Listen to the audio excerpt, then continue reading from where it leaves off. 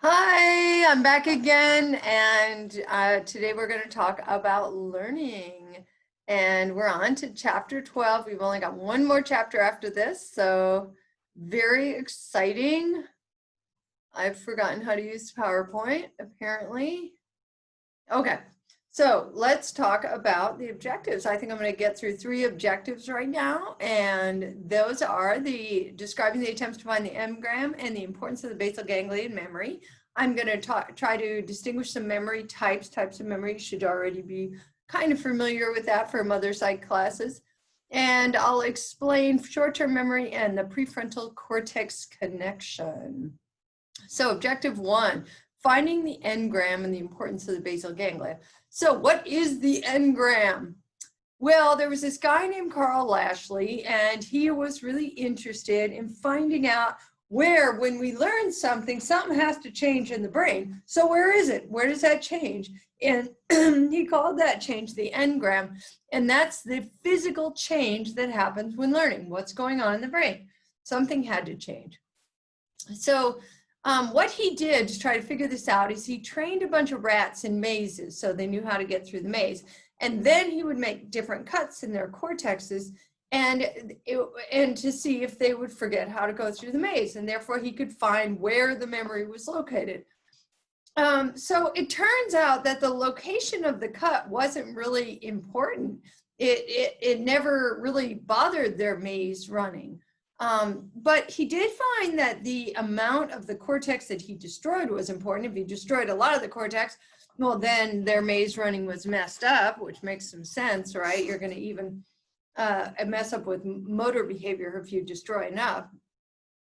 But he concluded that because there was no one place in which he cut where they would lose the memory, then he concluded that there's literally no localization of memory, that it's all over the place.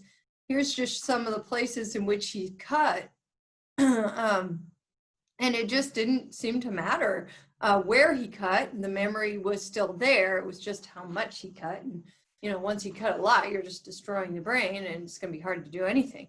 So anyway, he thought that, it just didn't exist in any one particular place. Well, then this guy came along called Thompson, and he said, well, maybe Lashley was wrong because of the fact that it may be that this kind of motor learning might occur, like maze running, might occur actually in the cerebellum instead of in the cortex.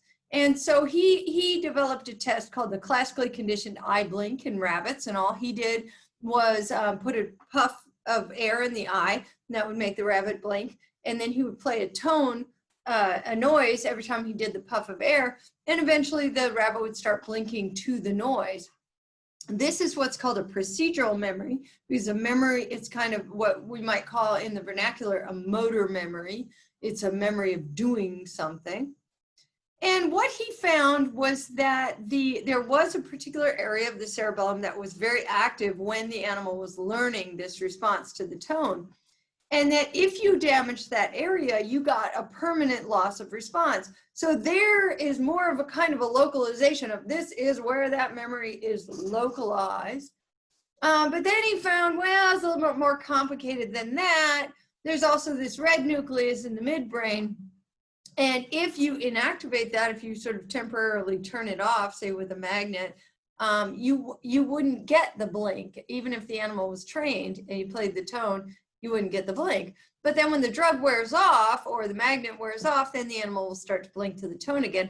So basically, he thought that the lateral inappositus nucleus was important for learning the eye blink initially, but both are going to be important for performance. So it's not perfectly localized, but he got a little bit closer to localization.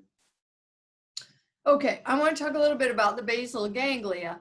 The basal ganglia is important for complex procedural memory. So again, these kind of motor memories. And these are things like gradual habit learning that takes a lot of different trials. You have to do it over and over and over again before you get used to it. So this might be something like driving a car or something like that. You have to practice a lot before you get good at it, because it's pretty complex what you have to pay attention to and what you have to do. So anyway, there's a task that demonstrates this kind of thing. It's called the weather task. And here's a card from the weather task. Hopefully my face is not on top of that card like it is when I'm looking at it. And what they do is you get 4 cards and you have to forecast the weather.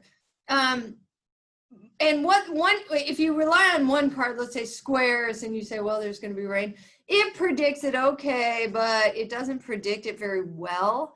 And so you don't do very well at the task. But there's different combinations that will predict it perfectly, predict the weather perfectly. And people start by just relying on one card and they perform okay, but then their performance gradually improves as they start to get better and better and better by learning what the strategy of using multiple cards. But a lot of times they can't explain what that strategy is. It may be hard to explain how you drive a car too. But what happens with Parkinson's patients is they tend to never get better. They remain with that one card. And so, again, Parkinson's patients have problems with the basal ganglia. So that makes some sense that the basal ganglia is involved there. Okay, objective 2, I want to talk about some different memory types. Now, you probably know, you've heard about long and short-term memories. Short-term memory, also known as working memory sometimes, has capacity and duration limits. We can only take in capacity-wise about 7 things at a time, or you say 7 plus or minus 2, you probably heard that magic number 7.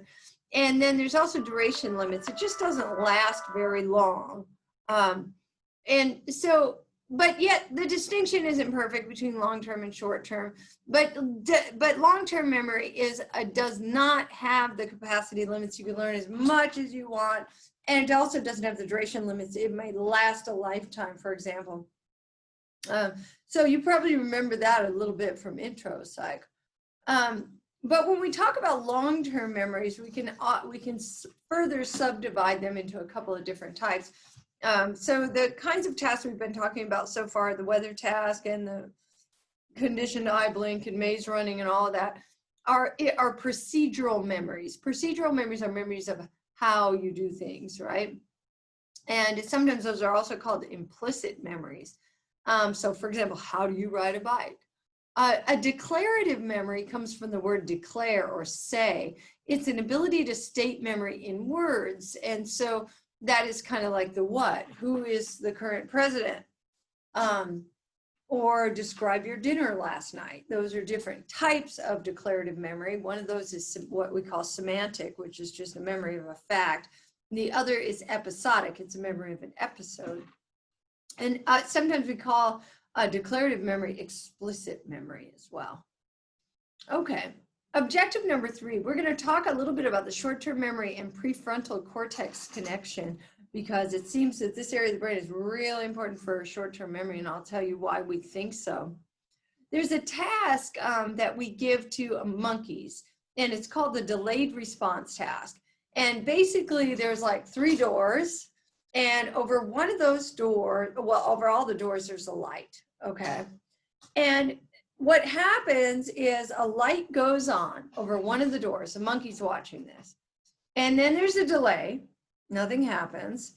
And then the monkey is allowed to go in and open one of the doors. Well, the door which the light went on is the door with the food in it. And so basically what the monkey has to do is see the light and then remember which door lit up. And so during that delay period, so thus the delayed response, he doesn't get to respond until after the delay. And so that's short-term memory, because the animal's having to think door number 2, door number 2, door number 2, door number 2, because the light is now off, but he can't get in there until for a few minutes. So what happens in the brain of the monkey is that the prefrontal cortex starts to respond when the monkey sees the light, and the prefrontal cortex remains active until he gets to choose the door. And if something happens where it becomes inactive, then what will happen is the monkey will choose the wrong door. And so we guess that what's happening here is the monkey's kind of rehearsing like door number 2, door number 2, door number 2, and that's why the prefrontal cortex remains active there. And it turns out that this prefrontal cortex is especially important for when learning involves a reward. So like this food reward in the case of this monkey. We do see that prefrontal cortex and in humans is also important for short-term memory. So for example, people with damage to the prefrontal cortex have trouble reciting the digits 1 through 9 in a random order without repeating any digits. So if you try that, you say, start with 8, 3, 2, 9, 1, and you say them all. What happens with the person with prefrontal damage is they will start to repeat some of the digits. But people without prefrontal damage can do this pretty easily. And so what's happening is they can't remember because it requires that you remember what you've said already. All right, well, we'll hit objective 4 next time. Thanks for listening and have a great day.